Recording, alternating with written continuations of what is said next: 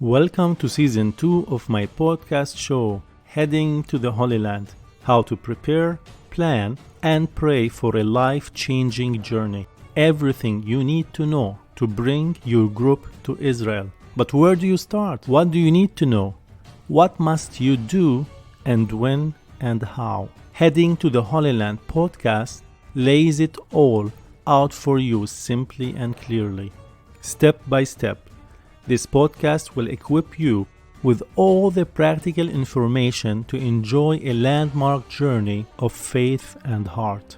We will talk about everything you need to know.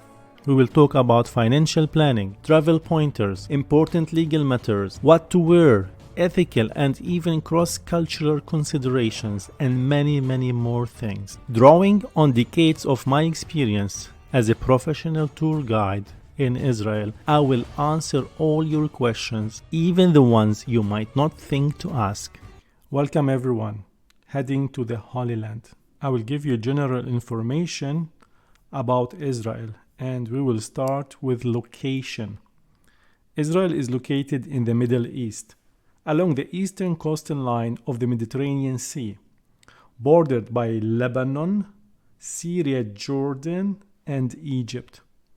It lies at the junction of three continents, Europe, Asia, and Africa. Little bit about geography.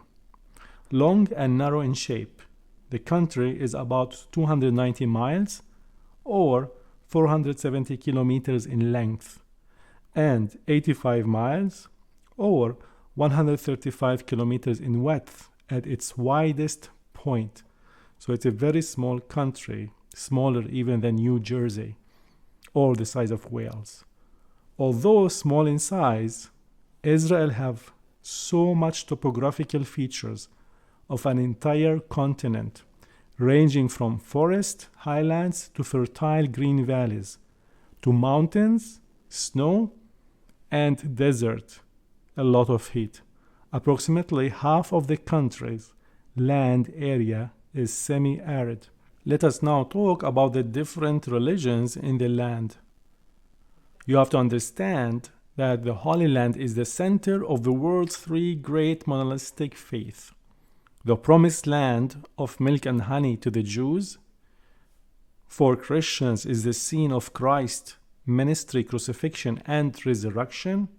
And to the Muslims, the site of the Prophet Muhammad, night ascent to heaven, up from the area of the Dome of the Rock, in the heart of Jerusalem. So it's a mosaic of religions, all intertwined together in one location. This is where history started, and Jerusalem is where history will end. Now we're going to talk about climate. Israel's climate is characterized by much sunshine, with a rainy season from November to April. And actually the only normal thing in Israel and the Holy Land is the weather. We have seasons. So the rainy season from November to April. And we have an annual precipitation ranges from 20 to 30 inches, or from 50 to 70 centimeters in the north, to about 2.5 centimeters or 1 inch in the far south. Regional climatic conditions vary in a varieties of ways. We can have hot, humid summers, and we can have mild, wet winters on the coastal plain, dry, warm summers, and moderate cold winters. Not much snow, despite it snowed in Jerusalem a few days ago, but it was like half an inch, maybe 1 centimeter, at most 2, but it rained after that and the snow disappeared. So, in the hill country, like in Jerusalem, it's 850 meters above sea level. This is where snow can happen. Now, in summer, it's very hot and dry, especially in the desert and the Jordan Valley, and semi-arid conditions, with warm to hot days and cool nights in the south. Let us talk now about flora and fauna.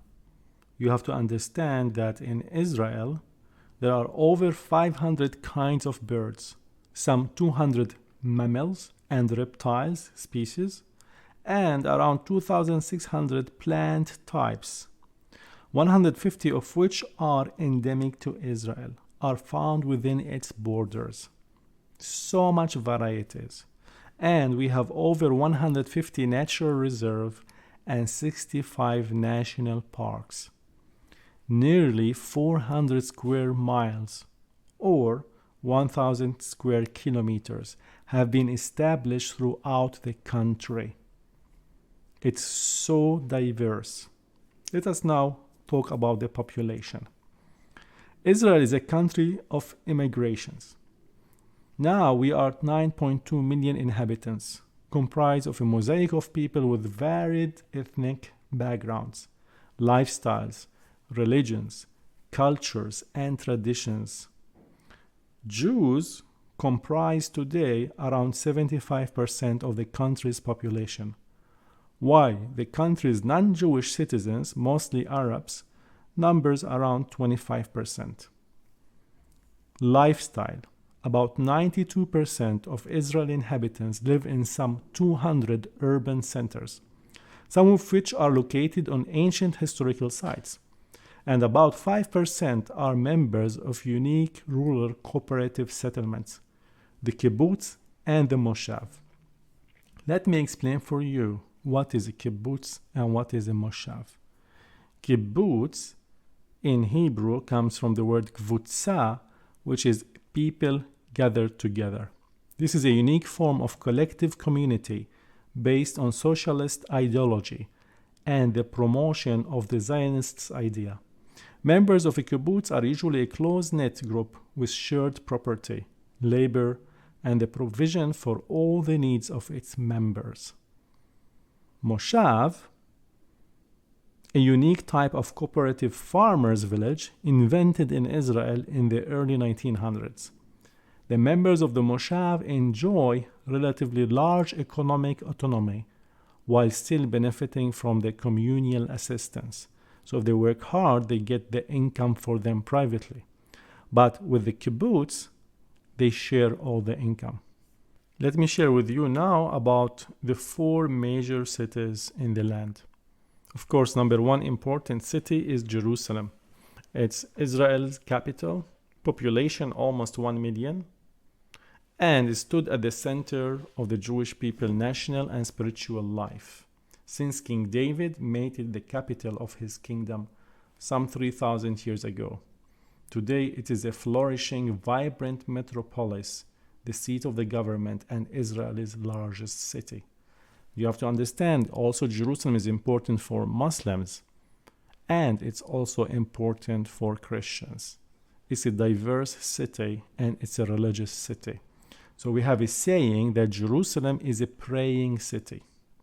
So everyone prays in Jerusalem. And in order to live in this city, because it's weird and it's religious, you have to have a calling on your life as a Christian or as a Muslim or as a Jew. While opposite is Tel Aviv. Tel Aviv is 500,000 almost, which was founded in 1909 as the first Jewish city in modern times, and is today the center of the country's industrial, commercial, financial, capital, and cultural life. Now, if you're modern and you're not religious, you live in Tel Aviv. And Tel Aviv is famous for being hyper and alive 24 hours. And the third city, major one, is Haifa.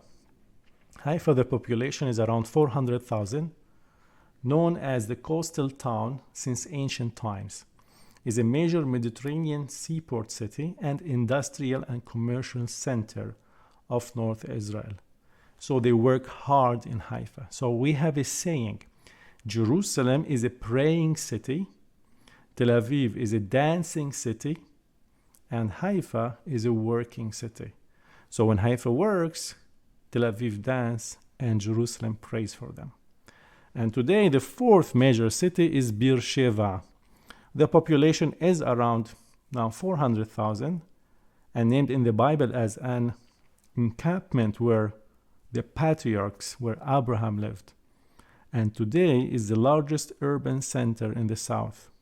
It provides administrative, economic, health, education, and social services for the entire southern region of the Negev. Let me talk with you about the social welfare in Israel. The social services and the system is based on legislation which provides for workers protection and a broad range of national and community services, including care of the elderly, assistance for single parents, programs for children and youth, adoption agencies, as well as prevention and treatment of alcoholism and drug abuse. We have one of the top social welfare systems in the world.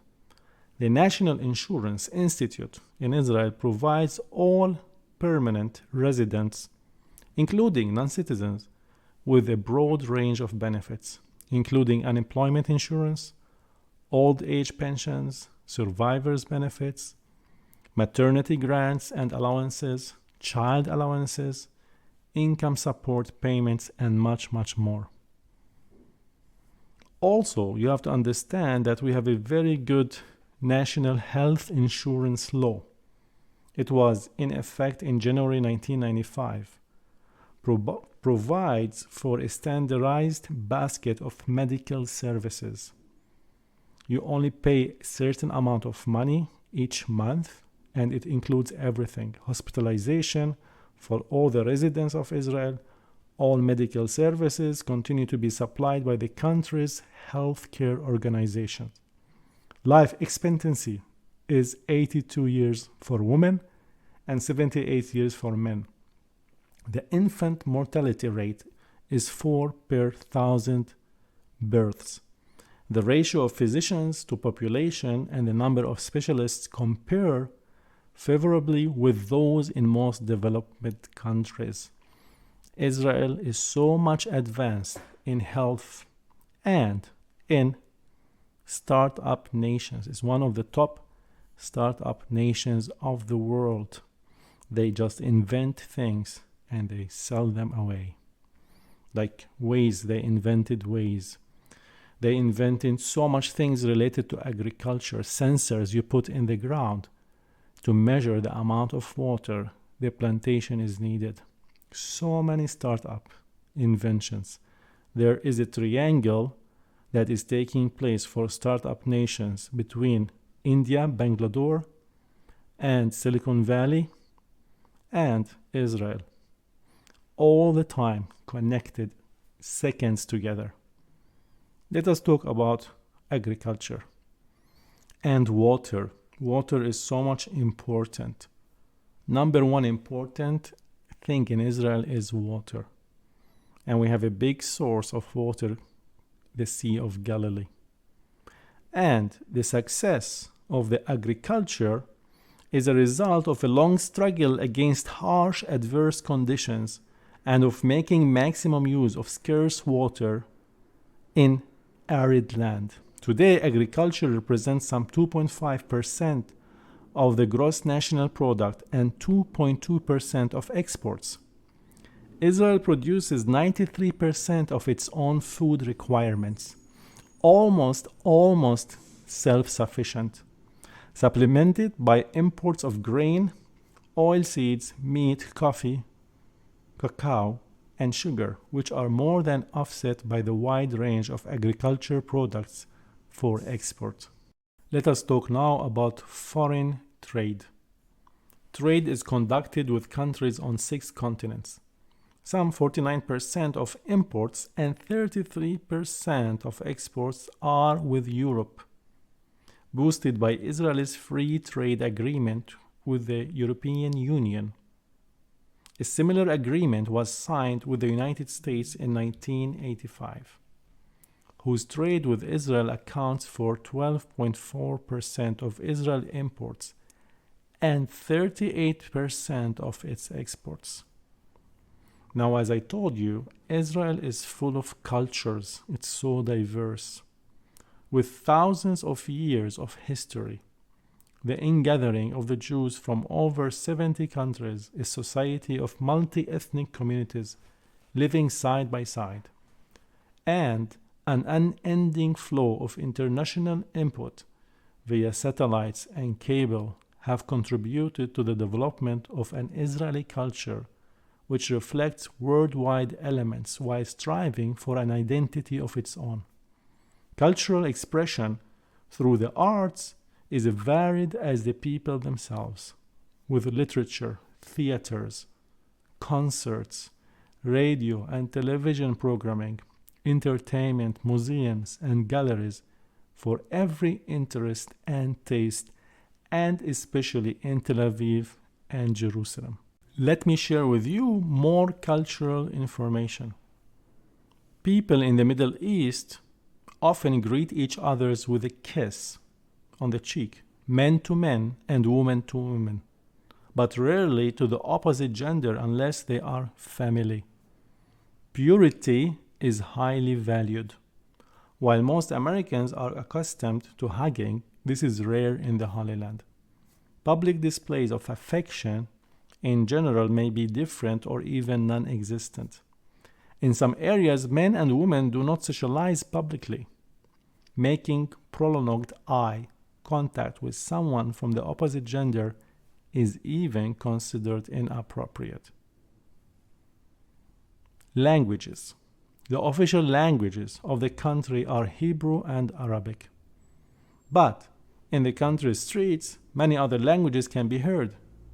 Hebrew, the language of the Bible, long restricted to liturgy and literature, was revived a century ago, accompanying the renewal of Jewish life in the land. Let us talk about food, the Israeli cuisine, which have the healthiest diet, the Mediterranean diet and the Mediterranean food. And it's so rich and it's so healthy and fresh. And that is a big part of the daily meals. Salads, fresh food, vegetables, olive oil, hummus, tahini, and more. So it's all grown up naturally in the land. And due to religious dietary laws such as the Jewish kosher laws and Muslims' halal laws, pork is not common in Israel, though it can still be found in more Christians' villages. Kosher laws also restrict combining meat and milk products in many restaurants and most hotels. Let us talk about shopping. It's really very modern. You can find luxurious malls, crowded and lively, and you can find like farmer markets, marketplaces in every major city. We recommend visiting the Machne Yehuda farmer market in Jerusalem for a local authentic shopping experience. We call it the Walmart of Jerusalem. They have everything there, from coffee to fresh food to vegetables. Anything you think about, even to sweets, is so much there in the market. It's called Machne Yehuda. So if you are in Jerusalem, West Jerusalem, you have to go to that market. Also, Bethlehem, the city of Jesus' birth, also has many souvenir shops. You can find everything from gold jewelry sets to oil lamps to olive wood, statues, and other artifacts. The bottom line, you can find anything you want. Let us talk more about sports. From skiing on Mount Hermon to scuba diving in the Red Sea, Israelis enjoy a variety of sports for hobbies as well as professions. Soccer, we call it football, just edges basketball as the most popular sport in Israel, with teams competing nationally as well as internationally. Most famous is the Maccabi Haifa and Bitar Yerushalayim, Jerusalem. When it comes to basketball, Maccabi Tel Aviv is very famous. And because the first Israeli to join the NBA, his name was Omri Caspi. He is from Maccabi Tel Aviv basketball team.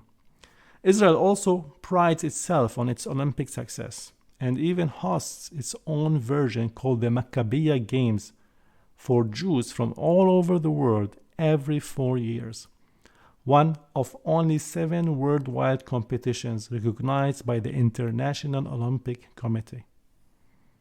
Let us talk a little bit about the army, the IDF, Israeli Defense Forces.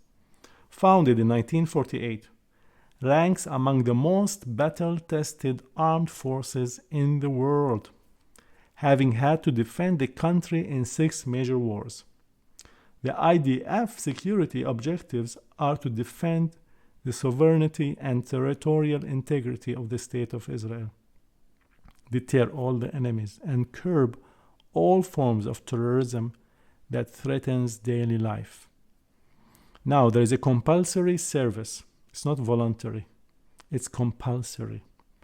All eligible men and women are drafted at age 18. Men serve for 3 years, women for 2 years. And by ending serving in the army, they get grants for their universities and higher education. There are new immigrants, may be deferred or serve for shorter periods of time depending on their age and personal status on entering the country. There is reserve duty. Upon completion of the compulsory service, each soldier is assigned to a reserve unit and may serve up to the age of 51. And there is something called Hishtalmiyut, which means once a year or once every 2 years, it depends which department in the army you are, you have to go and for a month to refresh and to know what's happening and to learn new ways, depends on what section you serve in. So this is in general some information about the land of Israel. I just in short try to touch different subjects, but this is very, very short version. Now I want to invite you to come to my website, walkingtheholyland.com. Again, let me repeat it, walkingtheholyland.com. And there we started online free Zoom lessons and teaching courses from your own home, from your own comfort. You can go to the website and scroll down and do RSVP, and you're going to see the hours and the times and the date of each Zoom lesson. We are having so much success. Hundreds of people are joining our Zoom lessons. So if you hear this podcast, you go down to the details in your podcast. I will put all the links for these Zoom lessons. And please tell more people about it, because our vision to reach more people and teaching them about the land of the Bible, about the Holy Land, about the Promised Land. Thank you for your time, and God bless your hearts.